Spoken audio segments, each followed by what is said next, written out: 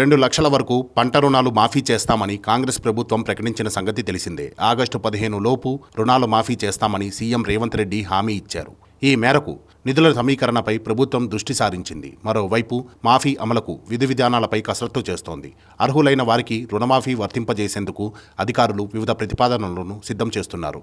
ఎంపీలు, ఎమ్మెల్యేలు, ఎమ్మెల్సీలు, ఇన్కమ్ ట్యాక్స్ చెల్లించేవారు, ఉద్యోగులను దీని నుంచి మినహాయించాలని నిర్ణయం తీసుకున్నట్లు తెలిసింది. పట్టాదారు పాస్బుక్లు, రేషన్ కార్డులను ప్రామాణికంగా తీసుకోవాలని అధికారులు ప్రభుత్వానికి సూచించినట్లు తెలిసింది.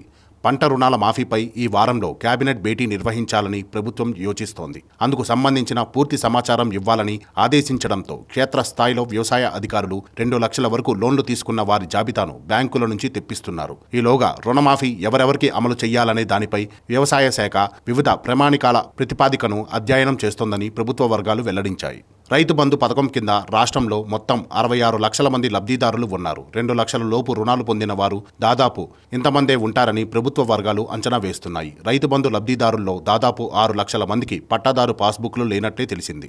వాటిని ప్రామాణికంగా తీసుకుంటే రుణమాఫీ లబ్ధిదారుల సంఖ్య 60 లక్షలకు తగ్గుతుందని అధికారులు అంటున్నారు. ఇక కుటుంబంలోని 2-3కి రైతు బంధు వస్తుంది. అయితే వారందరికీ రేషన్ కార్డులు లేవు. కుటుంబంలో యజమానికి మాత్రమే ఉంది. రుణమాఫీకి రేషన్ కార్డు నిబంధన పెడితే కుటుంబంలో రైతుకు మాత్రమే రుణమాఫీ వర్తిస్తుంది. తద్వారా మరో 18 లక్షల మంది రైతులు తగ్గే అవకాశం ఉందని అధికారులు చెబుతున్నారు. ప్రభుత్వ ఉద్యోగులు, ఇన్కమ్ ట్యాక్స్ చెల్లించేవారు, ఎంపీ, ఎమ్మెల్యేలు, ఎమ్మెల్సీలను మినహాయిస్తే మరో 2 లక్షల మంది తగ్గుతారని అంటున్నారు.